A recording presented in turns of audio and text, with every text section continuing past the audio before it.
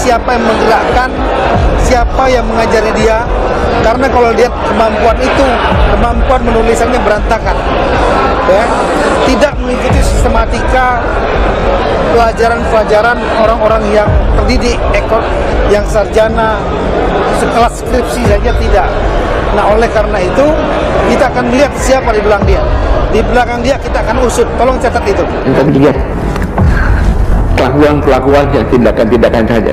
Nah, kalau nanti pihak aparatur baik itu kepolisian melarang, apalagi TNI dilarang, jelas angkat tangan deh udah.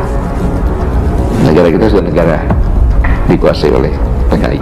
Gerakan yang berhubungan dengan apa yang dituliskan oleh Bambang Tri ini patut diduga merupakan sebuah fakta yang realistis gitu. Ya, yang saya sayangkan Bambang Tri tidak diberikan kesempatan cover both side, dan memang keadaannya seperti itu. Di negeri ini orang-orang yang mempunyai pengetahuan yang lengkap tentang sesuatu, dia hanya punya dua posisi, dia dibina atau dibinasakan. Begitu saya turun, maka semua yang terbaik dicabut. Dan saya tidak salah menyebutkan orang-orang yang bermasalah menempati jabatan-jabatan strategis. Ya, sebenarnya pertanyaan pertama, kenapa Bambang Tri dulu ditangkap gara-gara nulis itu? Terus kenapa orang yang punya buku Jokowi Undercover harus ditangkap? Memang apa isi buku itu? Ya, kalau memang tidak bohong, kenapa mesti ketakutan? Kalau memang tidak salah, kenapa orang mesti ditangkap? Ini kalau dibiarkan, ini akan kembali kepada Nasakom. Tentara juga ini berbahaya. Kalau ini dibiarkan, itu bisa kejadian pembantaian seperti dulu. Nggak bener lah, apakah saya benci Jokowi karena dia Cina? Kan nggak mungkin. Apakah saya benci dia karena dia PKI? Wong dia bukan PKI kok, bagaimana mungkin? Banding, pasti banding. Dan yang ngomong Bambang Tri gila berarti orang itu satu golongan, satu kubu, satu resonansi, satu kolam. Dengan siapa? Dengan yang diserang Bambang Tri, PKI, komunis, sekuler, liberal, Nusantara itu.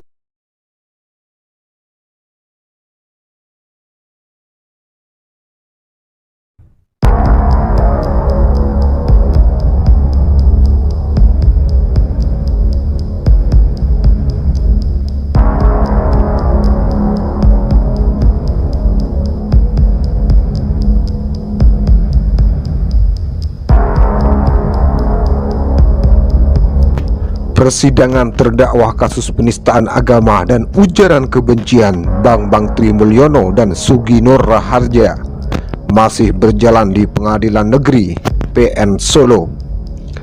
Pengacara Bambang Tri dan Gus Nur Egy Sujana sempat meminta Presiden Joko Widodo membuktikan keaslian ijazahnya di persidangan. Dalam persidangan yang digelar Selasa, sejumlah saksi dihadirkan oleh jaksa penuntut umum.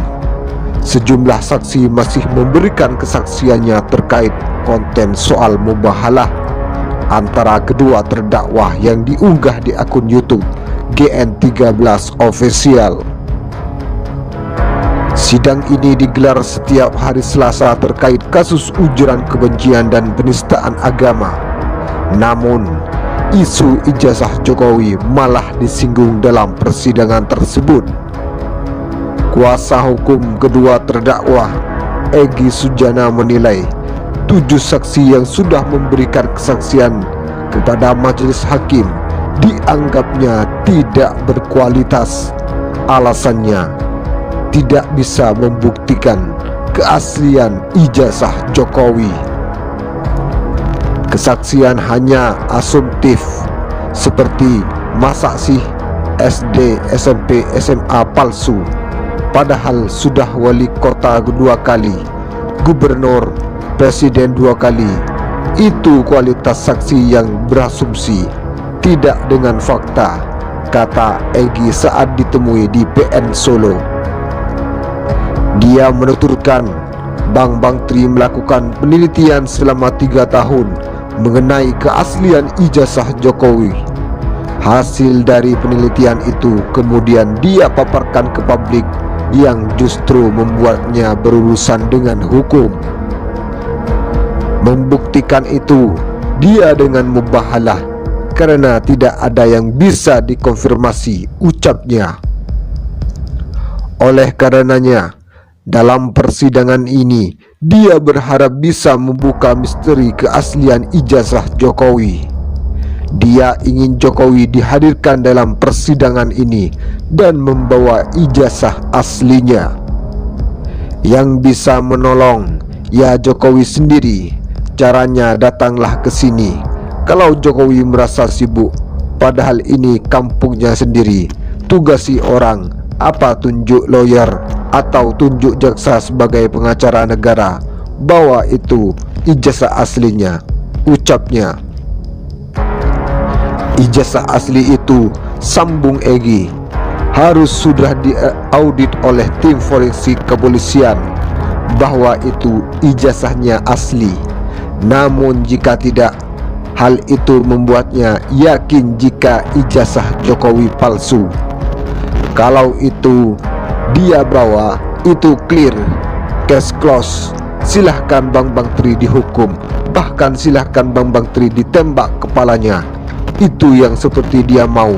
Sebaliknya, jika tidak, maka mengkonfirmasi ijazahnya palsu, ucapnya.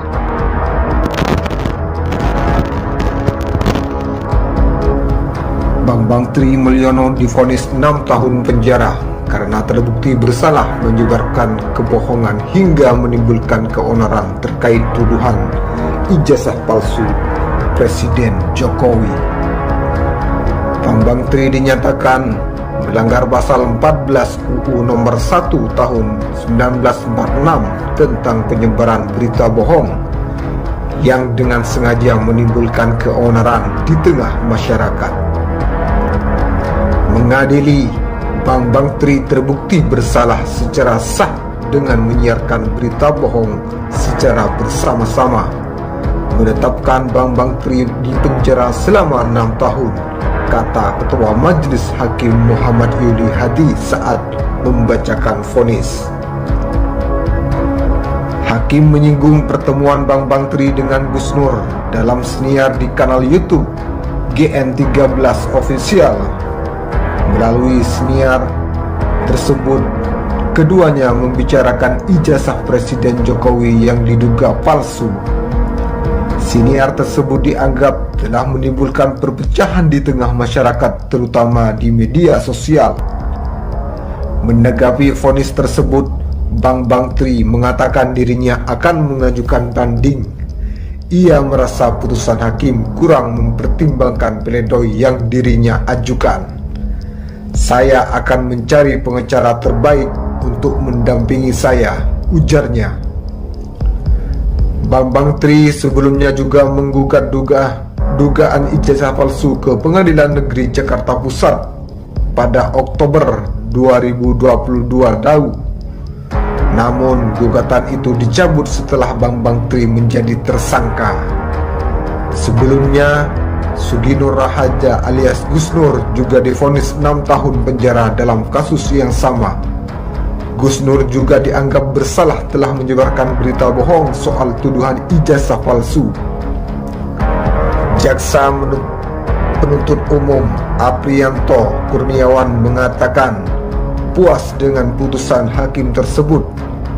Apriyanto menyebut majelis hakim telah mengambil keputusan terbaik karena pertimbangkan hakim sejalan dengan tuntutan pihaknya.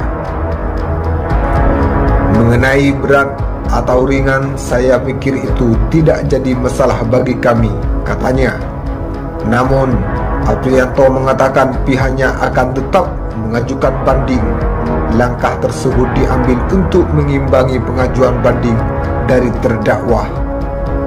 Tadi waktu sidang kami bilang akan pikir-pikir, tapi hari ini kami akan menyatakan banding dalam arti kita akan